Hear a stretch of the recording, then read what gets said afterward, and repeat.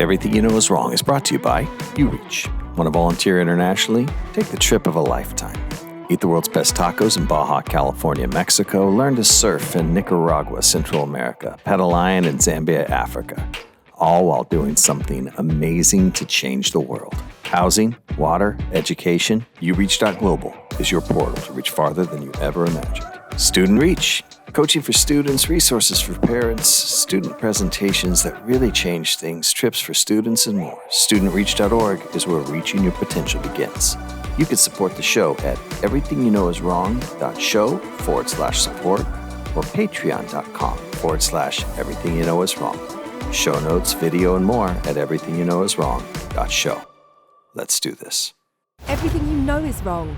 You're wrong, and you're a grotesquely ugly freak. It's important to remember one thing. You're wrong. You are dead wrong. You're wrong. Ooh, you smell that? It smells like someone's wrong. Everything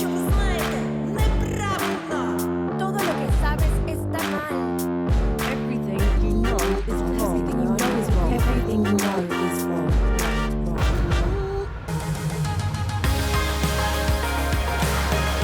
Hey, welcome to Everything You Know Is Wrong. With the blind lead the blind? And we question everything. Everything. That's right. We're talking about myths, mysteries, misconceptions. Yes. Today, we are going to be interviewing Mr. Sam Sikapizye, who's like a real-life superhero. Yeah, he's a great guy. You know, I only met him a few times, and wow.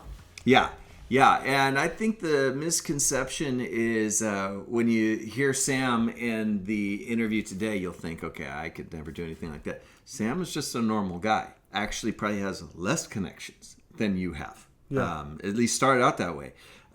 Probably less privilege, less to work with than whatever you have. And he has literally touched the lives of thousands of people and saved the lives of dozens at least. If it really, I legitimately saved the lives of hundreds of people. Yeah. Really just an amazing thing. So it's going to be a great interview today. Yeah, I'm excited to talk to him because I like the idea. Anybody that ever gives their life to something, especially more than, a few decades, I think it's just a real treat to be able to meet, be in the presence, talk to, because I just think of my own life, how many years I've done certain things and seasons, and it's crazy out there. And so to see people that stick with it and do something, and just to get to know, and you're going to get to hear this in a little bit, but like just the fact that like this is a kid who grew up with really nothing, and then with all the chance to go do whatever he wanted, when he got to a certain place, he said, I'm going to go here. I'm going to go right back where I came from. Kind of like, don't forget where you came from, so to speak. Yeah. And then still does it. And we'll talk about that. I just think that's pretty special. I'm excited to hear his voice on that. And I'll tell you this, if Sam had a superhero, a superpower, it's starting a conversation with anyone. Okay. Oh, yeah. He's super affable. Now, I got to tell you, this is actually a great thing that I think I'm going to learn. Sam does it over and over and over again. He walks up to random people and just calls them by any possible first name. No, he doesn't. Yes, he does. So his favorite thing is to walk up to like maybe some girl that's making coffee behind the counter and say, "How you doing today, Jennifer?" And then she'll say, "My name's not Jennifer. My name is," it says whatever her name is. And then what's he do? He starts this long conversation. Like he'll get a 10-minute conversation based on calling someone he's never met the wrong name. Is that just his breaking the ice thing? Yes. Okay. It's his breaking the ice Wait, you got to do it. And then, you got to break the ice. Okay, and I have an awesome story about Sam. So we are in Zambia, and we're going to go to Botswana for the day, and we have to get our COVID test. Now, the irony of this is that as we're recording this, the Omicron variant has broken out, and it started in Botswana. Okay, right there. Yeah, right there. And in Zambia, where we were. There was really no big coronavirus problem. I mean, the numbers, I looked up before we went, like the World Health numbers, and it was like less than 2% in the United States. What kind of test are we talking here? Like the ones you get Jam from it the... up your nose, touch your brain. Yeah, touch your brain. No, in Africa? Yeah. And if you've had it done, I think we all have now, gray matter comes out on the swab. You're like, hey, the amazing thing is I can now see smells, but I no longer can remember my child's first name. because they. Where do you go? Where do you go for this? The little pharmacy? Well, so obviously, if you've ever been to a developing world country, we used to call that the third world. It Not obvious. Can be a little complicated, and it's not like wherever you're coming from. As a matter of fact, what happened is we needed the test to get done in time to go to Botswana the next day, and then still we didn't want to get another test. You had to have one within 30 or I think 72 hours of getting on a plane. So we tried to time it perfectly. So we had it a certain day, we needed it the next day, and the centrifuge broke down. Now, the fact that they I know. The fact that they had a centrifuge, that's how they separate out and what they do. And What'd you call me? Make more about So, but we're going to get this done, and in a lot of the world, you can't just pay somebody like we needed. It was a government testing site, right? And this lady that was a nurse was helping us get the samples to the government testing site. But in a lot of the world, they don't trust people who maybe make $50 a month to take the money for a $40 or $60 test, right? Well, yeah, that's your day's wage. So you have to go pay at a bank, get a receipt, and show them that they paid. And keep the honest. Yeah, that's right. So we go to the bank, and we've already taken the samples, gray matter on the thing, right? We go to the bank to pay, and the line, something's gone wrong, and there's like 200 people in line, and while we're there, the ATMs go down, and because they run out of money, I guess this happens grade all the warfare. time. And so people are ready to riot outside of this Oh bank, my right? goodness. Bank manager comes out, he's trying to calm people down. The security guard is about ready to thump people with a stick. What? And then the bank manager's like, hey, dude, you got to be cool, this whole thing. So in this Be cool, whole scene, Be cool. Sam's solution to this, okay? Oh, no, he calls him by the wrong name. You're not seeing Sam here, but Sam is an African guy from Zambia. I got some funny. So if I did this, right, this is the ultimate white privilege problem. But Sam, he just walks right past everybody, goes in. There's a security guard guarding the door so you can't get into the lobby of the bank if you're supposed to wait outside. Yeah. Sam walks through the crowd that's about to riot, talks to the security guard, gets in, goes to the front of the line because they're going to close in 15 minutes, goes up to the front of the line, starts a conversation with the bank manager, and pays. He skips 2 hours of line, right? And they're about to shut down. They'll shut down in 15 minutes, and nobody will be able to do any of their banking. And Sam just walks up to the front. So he comes out, and I'm a little uncomfortable. Like looking around. I'd have been juiced, man. I'd have just been like smiling and shaking. I'm looking around. My wife and I are standing there as the only white people in a sea of African faces, and I'm a little bit uncomfortable with this whole thing that's happened. But Sam isn't. Sam's perfectly comfortable. I did the same thing at DMV, but it did not go the same way. No. The lady Did with not. the clickety Yeah, click did not. on She that. said, "You don't have an appointment." I said, "Yes, I do." What is it about the DMV? How dare you lose my number? Does that lady have to have 4-inch nails to type at the computer at the DMV? What's the story with that? I want to stick up for the DMV. The last few times I've been, I've had some really good, customer service. I've That had some is really. not going to get your registration problem solved on your Listen. It's only crazy if it doesn't work. Okay.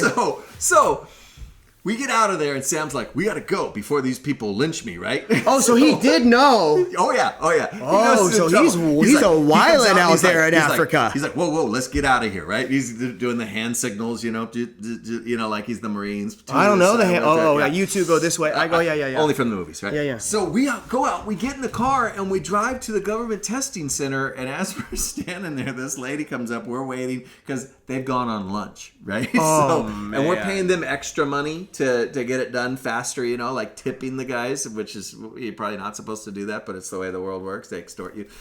And as we're there, this lady that was in line at the bank comes up, and she puts her finger in Sam's face, and she says, "I do not like you." And so they're having this conversation. And to me, it sounds really friendly because that African accent, the one I'm talking about, like Sam has, you'll hear it in the interview in just a second. It's a really kind of sing-songy, happy kind of accent, right? Oh, yeah. Like even if somebody's mad and they were telling you off, you just be like, "Oh, thank you."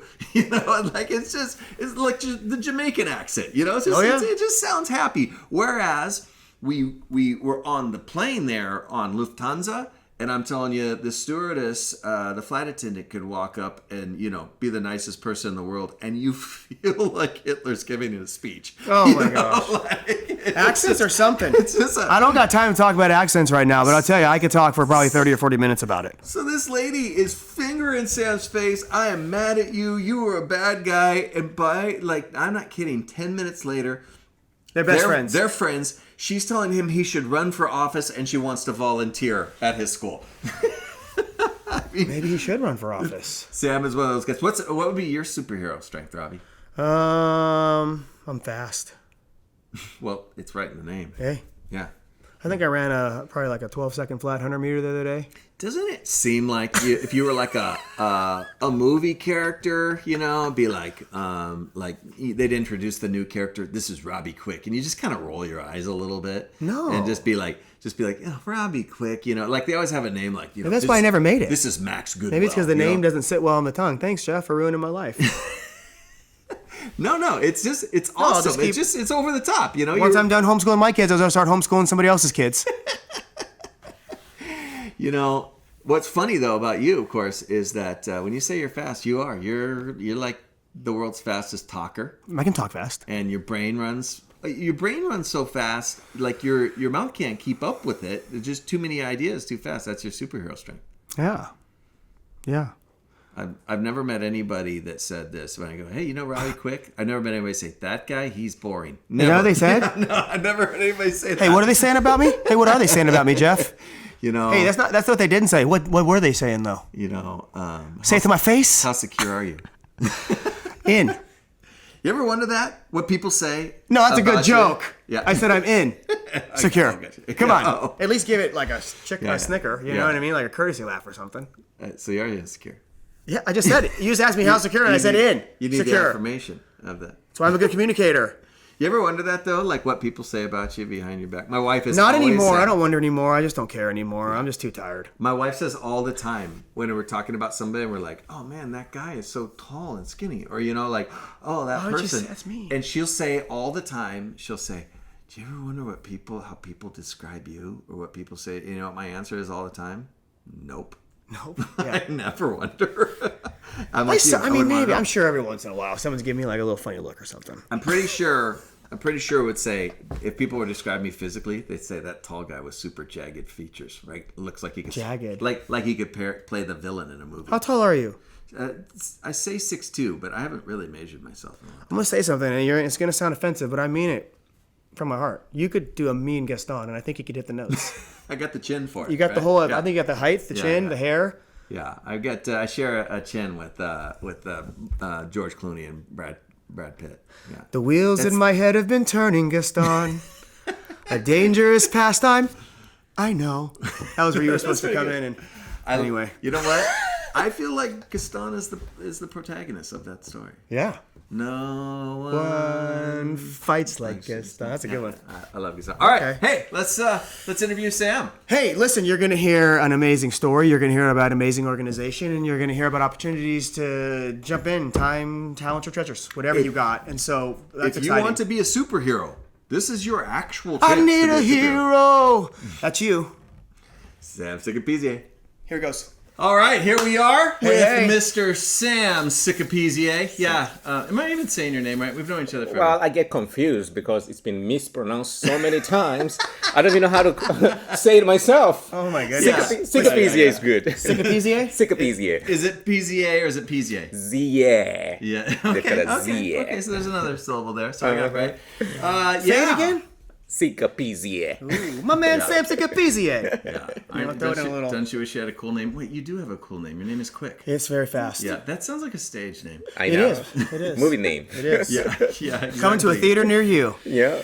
Well, Sam is the founder, inventor, creator, really sole proprietor of Operation iDream in Africa, in Ndala, Zambia, which I'll bet you most people can't point to on a map. Yeah. And so tell us what you do, Sam.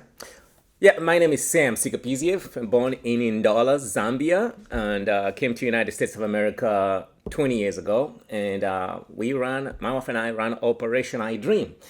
in Ndola, Zambia, the town where I grew up, and we just believe that every child, no matter who they are, where they come from, their background, they can thrive and become whosoever they want to be if they're in the right place and the right environment. So we have Operation I Dream, nonprofit in Zambia, and we have a school, we have a clinic, we have a farm, a dairy farm, and 400 plus students on location, and growing, right? And we're growing, yeah. Wow. So, yeah, pretty much everything comes down to education, health, and food security. Everything that we do comes under those three umbrellas: education, health, and food security. So.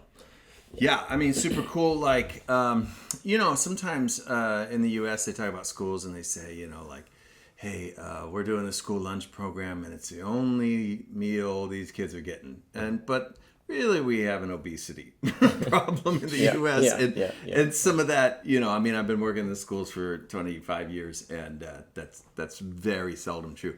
You are feeding kids that many of them, the only meal they get is at school. Yep. I mean, we have kids, and one thing that has stabilized our growth is because of the meal programs. Because when the children come to school and have that meal, I know people say that could be the only meal that they would have for the day. Yes, that's the only meal that they'll have for the day, and then the next one will be when they come tomorrow to school. So poverty in these children is very real.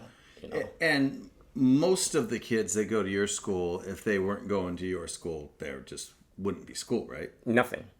As a matter of fact, that's what motivated us to start a school in that area, because there's no school in the area. Wow. Yeah, nothing whatsoever. So I've been, and it's awesome. And so I think it'd be cool if Robbie will ask some questions, because he hasn't been, and I think that'll be an interesting conversation. But let me just say this from the start.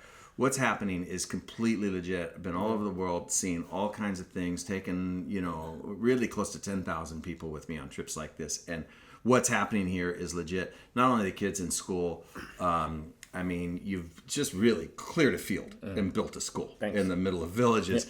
But also health clinics. You have people, ladies that would have no prenatal care whatsoever, wouldn't even think to have their child in a hospital. You guys make all that happen. You've had a couple ladies who came too late. They didn't get to make it to the hospital, and you had to give birth to them in your health clinic that you just built with some equipment there. I mean, it's absolutely amazing what you're doing. So let me just say that from the outset, and then I think it'd be cool, Robbie, just as somebody who hasn't been to see what Sam is up. You probably represent most of the people listening to this. So I think it'd be cool to see some of the questions. Yeah, a couple of things. Starters is, Jeff, I remember that time we were recording when you had said, like, come work for me, I'll take you to Africa, something like that. Yeah. Okay, so you heard that? You got the recording? So I should be on the next trip then. You should. At least I'd be able to prove it in court with this recording I just got. So there you go. With that, no, in May, though, I think we're really going to think about coming, my wife and I, too.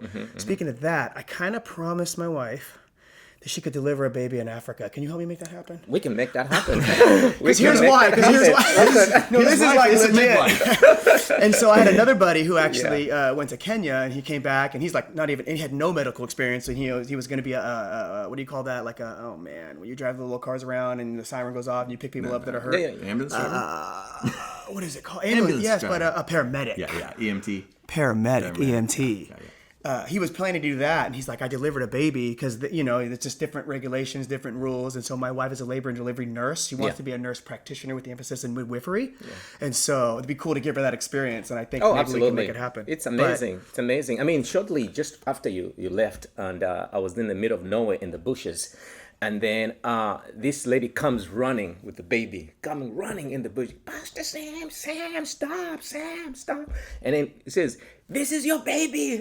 This is your baby. I said, what do you mean it's a baby? This is the first baby born at your clinic, Oh, that's so awesome. It was amazing. I thought we had to have another conversation for a second. I know. Confession, I have a baby. No, it's not. More Povich time. For those of you who don't know who Maury Povich is, he was anyway a host from a show in which they would. Anyway, we'll tell you later. I'm not a very emotional person. Yeah, kind of like but that moment really. Tears were coming, and I could see this is the baby who was born like when we just opened. Oh my and goodness. we're not ready. So to see things like that, really, it's incredible. So the place where you're at, it's in the city, town, essentially where you were born and raised? Pretty much, yes. And so is that kind of how you got there, found it, and said, this is the spot, this is why we want to be here? Well, I heard about that area, Chief Mushili area, and I would drive by it, but I never went in there because I was a city boy. Yeah. What do you want me to do in town, in a village? So, but I heard about stuff in there. I heard about people coming from there and how difficult it was and all that. So that really kind of really boiling in my heart to say, this is a place that we want this thing to happen because of the stories that I heard in that area. And then it's a small tribe, so meaning they never had access to anything. Yeah. Usually politicians will go and bring supply and development to major tribal areas, not that little town, not that little village. So for me, that was a place to go. Okay. Yeah. That's really cool, man. And what's really a cool thing, so I went several years ago and visited with Sam, and he had started a school, an orphanage, a health clinic from scratch, and then, which was in a tough area, and then a lot of things built up around it. And then you actually decided, okay, this is working. You could have just kind of leaned back on your laurels there and said, we got this.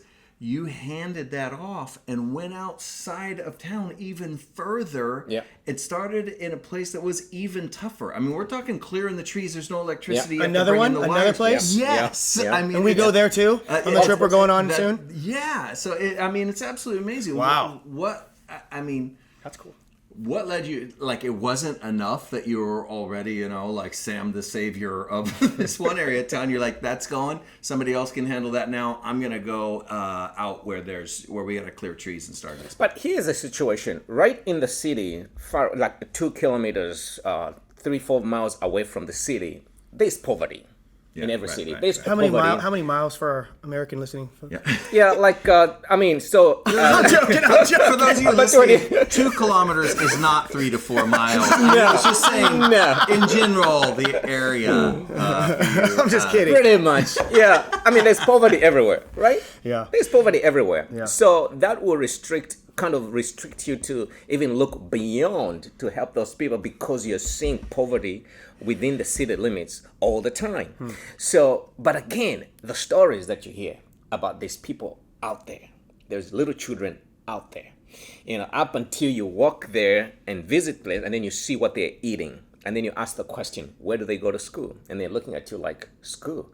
What you do here for work? They're looking at you, and that really gets to you. For sure. So people in the village don't have hope for the future for their children. So whatever they see their parents do, cultivate, dig the ground and cultivate from the ground, that's it. Forget about jobs in the future. Forget about providing for your family. Forget about, health system. They are locked in the sticks and twigs. So when we began to ask those questions about those children, that's what God has to there. Hey, let's reach out and go into those areas and see what we can do. By asking questions, Now, one of the amazing things that you told me is people ask you, like, hey, Sam, you grew up here where, if they celebrate people's 5th birthday because you lived, and it means you're probably going to make it. Yep. Right? Yep. And you grew up lower class, moved to kind of middle class, and you were able to come to the United States. And the thing that people ask you from there all the time, what are you doing back here? I know. I know. Like the first part that you said, we celebrate we call it the first 1,000 days in Africa because kids don't pass 1,000 days, they die before they celebrate their 5th birthday. But I mean, here's the reality. But these people are dying because they're sick. It's crazy. We went to the Children's Hospital and we went through the preemie ward, and there was a child born with the condition that you had with the Really? the intestines on the outside, and I was thinking, this kid is one out of 1,000 kids that is born with a severe birth defect that is going to live because somebody brought that child there. Maybe a middle class family, but people out in the village. Now, Jeff, with all the children that you saw at the clinic there, when they are discharged, they get to go to those villages where we are. Yeah. Okay. Yeah. And if anything goes wrong, they have to have means to get to the hospital. And a lot of people don't have the means to get to the major hospital. Yeah. We are it. Our health services is what they have. Yeah. And that's the point when they either make it or die. All those kids that you saw in that hospital. So it's those are the motivating factors that got to where we are. Yeah, I mean, and you had the chance to say goodbye to the death and the depressing, like, no matter how many people you help, it's always going to be a teaspoon moving the ocean. Yeah. And people are surprised that you went back. I know. People ask the question, why did you come back? Why? It's because I have seen a lot. Yeah. I have seen a lot. And then I have seen when you support somebody, what they can become. Look at Kefas, one of our project manager. Yeah. We raised him when he was 6 years old. Yeah. Now he's our project manager. And that's Peter. what support does. Yeah. Why did I go back? It's because I know what it means to get support. Yeah. And be supported and walking through the path until they succeed, How much of it is you're there to meet a need, and how much of it is it's a great adventure, being needed, and like having life and death on the line for these kids? Because I know for me, people are. I feel the most guilty when somebody says to me, because we pulled off some project or like built a home or a well or something like that, and people say, "Oh man, what you're doing, you're like a hero, is so great," and I feel a little guilty because I think to myself, no, I love this. Yeah. I'm kind of selfish. It's amazing. It is amazing to be in the area first when it's an honorable thing to be a part of somebody's plight, to be a part of them. And one thing to see them through and then to laugh at the end. It's amazing. And then you get to learn a lot of stuff. You get to learn the simplicity of life. But again, you get to cry at the same time. Yeah. I mean, when you and I walked in the preemie section there, we were walking in like zombies because, looking at those 40-something plus preemies, 40-something plus preemies? And then we were walking and then they were tiny. Yeah. Oh, They yeah. were like little. And then we like... And not in incubators. No. Just on tables. Just on tables like this. With people watching. I've only seen it on Grey's Anatomy, so you're going to have to get me out there. Yeah. So it was... Those are moments that arrest your heart. Oh, for sure. And then again... And then you laugh again. Yeah. And then you smile again. So it's an adventure. I love it. Come join us. No, that's a great lead right there. Like how does that work on a couple ways? So I'll ask a bunch and then you can answer however you want. Like how about is there a daily cost for a per kid, per whatever, for all this stuff that people could do? Is there sponsorships? Do you sponsor an actual kid or do you support the organization and then it's taken care of over on that side? Things of that nature. Can people come and serve for like 3, 6, 9, 12 months, like an internship, so to speak? I wouldn't know what you call it in that nature, but you know what I mean? Things of that nature. I don't know, that'd be cool stuff that people listening that now have been like, I'm going to do something better with my life. It's like, well, here's how. So tell them. Well, the first thing is to have good friends like Jeff here. You're telling me it's recording, right? Because his friends are my friends. My friends are your friends. And then, they lead you through. But really what gets our programs going is the child sponsorship. Yeah.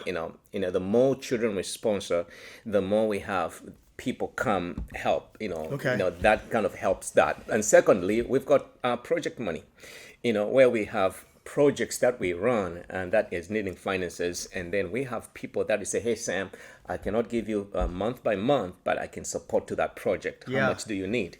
That's welcome at the same time. And then of course trips. You come in and be a part of our program, and then you see what we do, and then something nudges to, I want to help in this area, I want to help in education, in health, and in those areas.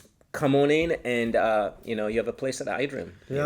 Yeah, and you can go to ureach.global, and you can contact us about going on a trip to Zambia. We're planning 2 for this year. Of course, excited. Now you're surrounded by the Omicron variant. So there you go. There you go. Not in Zambia. Not in Zambia. Did you see that? God only knows. I know. Exactly. In Zambia, like nobody's sick. It's so weird. Yeah. And so it's really strange. But Robbie asked a good question about sponsorship. Sam, how many kids at the new Operation iDream complex, how many of those kids have sponsors?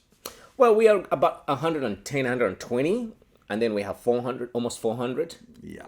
To be so, that's a huge number. We need a lot of people to come in and participate in our sponsorship program, because the stronger the sponsorship program, the stable and progressive our program will be. So we need more sponsors. And sponsorships like $50 a month, right? About $50 a month, yes. So I mean, the math there says that somehow you are somehow finding a way to put those kids through school, give them their only meal, et cetera, healthcare, for about $12 a month. Now you're not going to make it forever that way, right? We got to get more sponsors. We got to have it, and I'm ready to help you with that. But I mean, that's absolutely unbelievable. You have teachers on and nurses, and you're feeding kids and all that kind of stuff. You're doing it on a quarter of the budget. If somebody knew what you were doing, I mean, I do this, right? I mean, I know to have a kid in an orphanage, just in a place like Mexico, even it's $600 a month. That's how many sponsors you need. You have kids in school, computers, buildings. I mean, it's crazy, $50 a month, and then you don't even have all those kids sponsored. No. If you ask me a question, how do you do that? I don't think I have an answer for that. I have no answer. What's the budget for the lunch program? Well, how do you do it? I don't know. When malaria hits, it's going to be hitting right now. We're going to need medication for malaria. Right. How do you do it? I don't know. But at the end of the day, I think we have an incredible team. Yeah. Working under difficult circumstances, but making sure that every child, at least, even if they are not sponsored, they have a meal. So talk about malaria for a second. So malaria, how much does it cost to test somebody for malaria? So malaria, I've had malaria more than 10 times. Holy moly! Yes, it's the number one killer. Don't you just have it forever? Isn't it like it is? I think you just have it forever and it can flare up or not. Yeah, right? so you have it's like a cold sore. It becomes in your system, but once you get into extreme cold and all that, you kind of activate it. Yeah, cold sore. But it's a number one killer disease in the world. Jeez. And I've had it many times, and I've seen friends die of it and all that. But again, it's very easy to cure with the malaria tablets, testing kits, and mosquito nets, and then of course repellents and all that. So, but the majority don't have that. And I can't remember, but I remember it was well under $1.50 or something to test somebody. Yes. So if they're sick, they'll know if they have the flu, or they'll have, which probably won't kill them, or malaria, which might. Yeah. And then if they do have malaria, how much is the medication that will almost certainly keep them from dying? It's very minimal, It's I've forgotten the numbers. It keeps changing because there's a new drug coming on. Is called Coartem. I can give you some numbers later, but I mean, it's like $5-10 or something. Less not than that. 100. Yeah. No, less than that. Yeah. Not less than that. It's kind of like $5 or something. So Robbie, here's the situation. People are dying. If you walk through those neighborhoods during malaria season, you will talk to families who have recently lost somebody or know somebody close to them that has lost somebody over a couple of dollars. Yep. So it's those are things that really crushes your heart. You go to a funeral, and then, like, there's one time I made a call from Africa. I wanted you to see what was going on because I was in the middle of Yeah. burying Yeah. somebody, little Yeah. boy who was turning 5, 2 days before her 5th birthday, Oh, jeez. died. So I was like shoveling, and then I remember calling, and it was late here and all that. Now, when you hear the story, what happened? Those are stories that only $2. The parents didn't have $2 to get this kid medication, and then they've lost the kid. $2. So those are things that really crushes your your heart, and we need to kind of get to do that. If there's somebody out there right now too, and you're going like, well, geez, I can, I could save 100 lives for $200, and you want to send it, just go to youreach.global. You can hit us up on Instagram. It's Instagram / you reach global. Yep. Yeah, I mean, you need tax and- write-offs. So And you can check out, actually, we have a really cool and super short, like 1-minute video about a family in the village who had nothing to sleep on. 7 people, and we brought them 2 mattresses, which is obviously about 5 mattresses too few, but just a quick video of what it looks like in the villages there. Hey, I want you, just as we're kind of wrapping up the interview, Robbie might have another question or two. Tell us the story of Musa. Musa, the very hospital that we went to, visiting, just minding our own business, laughing and joking and playing with the kids, feeding them and all that. And then we decided to get out, and then we said, well, let's go check upstairs. And then we go upstairs, and then the nurse said, hey, what do you want to do here? So, we just want to check out and love on kids, and say, well, I want you to see one of the kids here. So we walk in, and then I'm telling the story in one of the rooms to these women about another kid. And then the old kid's parents said, oh, look, we want you to see this boy. And then we see this boy, and this boy had a severe gangrene. All the hands all gangrene, and then the legs and toes are all like black, no life there at all. Black as night, the skin is splitting. I Black, see the pictures. like that. Yeah. Black. So, I mean, I started talking to the parents and trying to convince them and all that. They're looking at me and all that, almost to the point of convincing them. They're shaking their heads, but in their heart, they're disagreeing with me. And then said, I'll be back. Because you're telling them that they need to amputate those fingers. legs, they gotta be amputated. Foot, Yeah, toes. the foot and everything. I'm asking them. And then 2 days later, I go back to the hospital. Bed is empty. They took the kid. All they said, they're just gonna apply Vaseline, and the hands will be fine. And you realize Moose is going to die. I said, no, Musa's gonna die. yeah. So we got the phone number, we talked to them to say, hey, listen, and all that, we're coming. And 7 hours later, we were down in the bushes of Zambia. We found them, talked to them, we convinced them to come, and then load it up, and then we head back to the hospital, And but the parents said, all right, on one condition, if you have their hands and legs amputated, we can't have this child. You have to take the child. And I says, well, but you are the best person to take care of this child. I said, well, so we agreed we'll take Musa. And they amputated the hands and the legs and the part of the foot and the whole foot on the other side. And so we have Musa at iDream today, and the parents have seen Musa once since Musa came when he was 2.5 years. little. Yeah. So, and Musa is with us, one of the incredible. You interrupted Musa. Thriving. As a matter of fact, you can go to our Instagram again, you at You Reach Global, or on Facebook and see pictures. Absolutely. He might be the most handsome little man. I'm telling He's you, like a model. That's it. He's smart. Musa is smart. And running. one foot, but he still runs and plays like he's not missing a foot. It's like they did he a good doesn't- surgery. Does he have a prosthetic? No, not yet. No, but he can put a shoe on. Really, they kind of. It's really kind of amazing. I know people might be uncomfortable, but I'm just saying it's amazing to see this kid, and he's got a couple partial fingers on each hand, and he's not slowed down for a second. No, I mean, it's amazing. He glimpses the ball and he just runs. It's good. Musa is kind of a joyful, most loved kid at iDream, and those are stories that really get us to do what we do. So And it's OperationIDream.org. If they want to see, if they want to sponsor a kid, if you want to go on a trip to Zambia, let's go on a trip. Just reach out to us. that's it. As a matter of fact, if you go there, you'll see. We'll go to Victoria Falls, one of the 7 natural wonders of the world, is in Zambia. Yeah. Absolutely phenomenal. Beautiful. It looks down on Niagara Falls and says, "Hey, little boy, what are you doing?" Yeah. It's like literally 4 or 5 times the size of. It's the most water flow of any waterfall in the world. It's over a mile long. Yeah. It's just absolutely beautiful, phenomenal. We went to a place where out in the wild. Virtual reality. We'll do that soon, huh? Yep. There. We'll take you to pet lions. You can bungee jump off a bridge that is the border between Zimbabwe and Zambia. It's the scariest thing I've ever seen in my life. I don't think I could do it. And I've gone bungee jumping.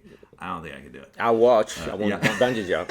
I walk with the lions. Absolutely. Maybe we can probably fit in a safari along the way. Along the Zambezi River there. There's all kinds of elephants. Amazing things. So it really is the experience of a lifetime. And maybe you do say, hey, I'm a medical student. I want to go work in the... You maybe want a gap year and you want to go and serve. Maybe you're thinking about going into education. It'd be cool. We'll make it happen. So great opportunity. Just hit us up on social media or our website, youreach.global, and we'll put that together. I don't know when you're listening to this, so we'll just say go there and find out when the dates are. Yeah, and wherever you're at listening to this, I just always like to throw it out there. Life is hard, just in general. It's crazy world we live in, and sometimes it's hard to, life's relative. It's like, oh man, there's a lot going on in Africa, but you got your own stuff in your own life. And then what it might take to actually step out and do something like that can become overwhelming. And it's like, I know this, even if you just go, man, let me sponsor a kid for a month. Let me sponsor a kid and just give it a shot and watch what it will do. I'm telling you, it's something in the universe of sacrificing, going, I want to do something for someone that has it worse off than I do. Absolutely. And can do nothing back for me in return. It's pretty cool. I've done that a plethora of times in my life and continue to look for ways to do that in different avenues. And this might be an opportunity for you. But it is hard. It's hard to hear about the hard things in the world because they make us feel sad. They make us feel guilty. They make us feel we don't know what to do with the emotions. So it's like you can't, you're listening, you probably can't see me. So obviously, it's like the Ron Burgundy, like, I don't know what to do with my hands. They're just like, I don't know. It's like, what do they say that? Paralysis by analysis. Same actor, but Talladega Nights. Yeah, as I was doing it, I realized this is the wrong movie. But hopefully no one embarrasses me and corrects me in public while we're recording. Oh, too late. No. I just, it's like a fact check on the spot. I knew it. I just wanted to get to the part. But, I was saying, paralysis by analysis. I don't know what to do, maybe. So who knows? And you know what? You're listening to us hopefully all the time because we're so amazing. You can't get enough. And you're like, come on, pump out another one. I can't wait. And because of that, we're always offering some pretty amazing opportunities to work with different people and organizations. And, at least I'd like to stand by the fact that we vet that and we believe in the people that we bring on here. And so you're in good conscience if you jump on and take care and donate to iDream.